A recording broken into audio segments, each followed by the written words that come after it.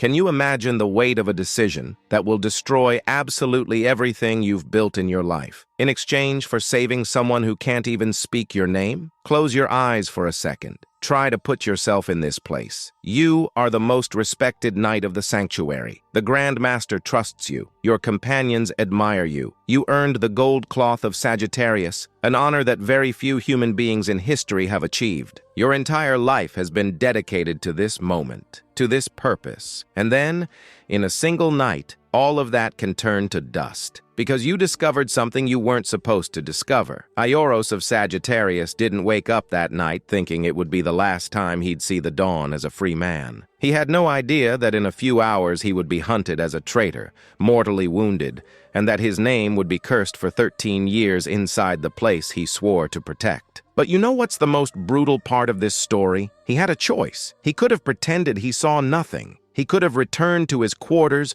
closed his eyes, and let destiny follow its bloody course. Nobody would know. Nobody would ever blame him. And this is exactly where we need to stop to understand who Aioros really was. You see, he wasn't just a powerful knight. He was the chosen successor of the Grand Master, the guy who would soon command the entire sanctuary. All he had to do was nothing. Absolutely nothing. The throne would be his, the power would be his, eternal glory would be his. But Aioros carried something that no gold cloth can give anyone, an unshakable moral compass. On that fateful night, he heard the cry. A fragile cry almost smothered, coming from the sacred chambers. And when his steps led him to that scene, his world crumbled in silence. The Grand Master, or rather, the evil shadow that had taken his place, was about to plunge a golden dagger into the chest of a child, a baby, the reincarnation of Athena. You know that moment when your brain freezes, when reality is so absurd that you need a few seconds to process that it's actually happening right in front of you? Aioros didn't have that luxury. His body reacted before his mind. He advanced through the shadows,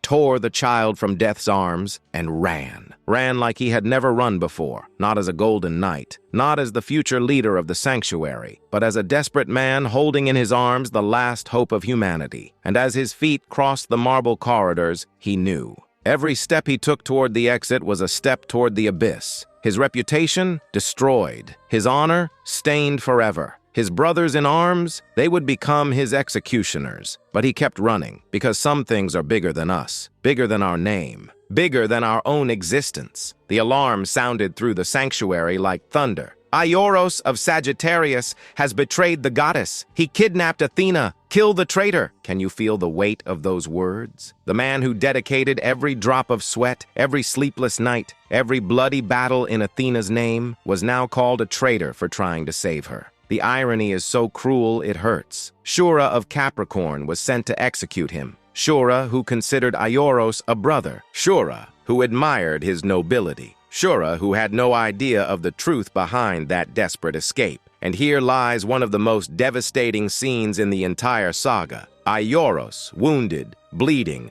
with a baby in his arms, faces his executioner. He could fight. With the Sagittarius cloth, he had enough power to face any opponent, but fighting would mean risking the child. It would mean using his last strength for destruction when it needed to be used for protection. So he made the hardest choice of all. He retreated. Shura's Excalibur tore through his back. Hot blood ran down his skin as he staggered out of the sanctuary, away from everything he knew, toward an uncertain fate. Every step was agony. Every breath was fire. But he didn't let go of that child, not for a single second. Aioros crossed mountains, crossed borders, dragged his shattered body for miles of hostile terrain, until he couldn't anymore. His legs gave out. His vision darkened. Death finally caught up with him on a distant beach.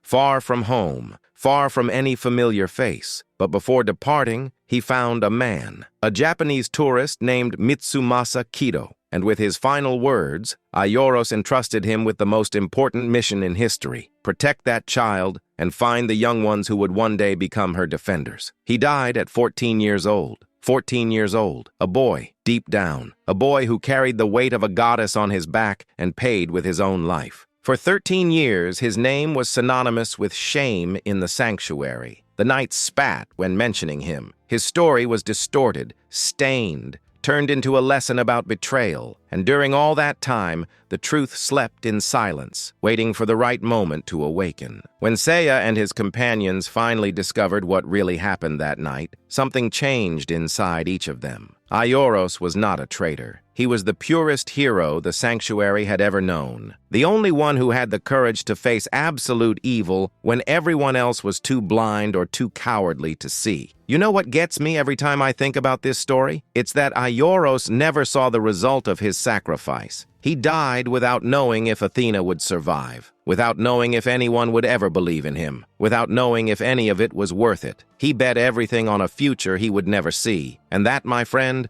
is what separates true heroes from the rest. It's not the strength of the blow. It's not the shine of the armor. It's the ability to do what's right even when nobody's watching, even when the whole world will hate you for it, even when you know you won't be there to reap the rewards. Aioros of Sagittarius taught us that true heroism has no audience, no applause, no guaranteed reward. Sometimes heroism is just you, a helpless child, and an impossible choice in the middle of the darkness. And he chose the light. Now tell me something and think carefully before you answer. If you were in his place that night with everything to lose and nothing to gain, would you have the courage to run?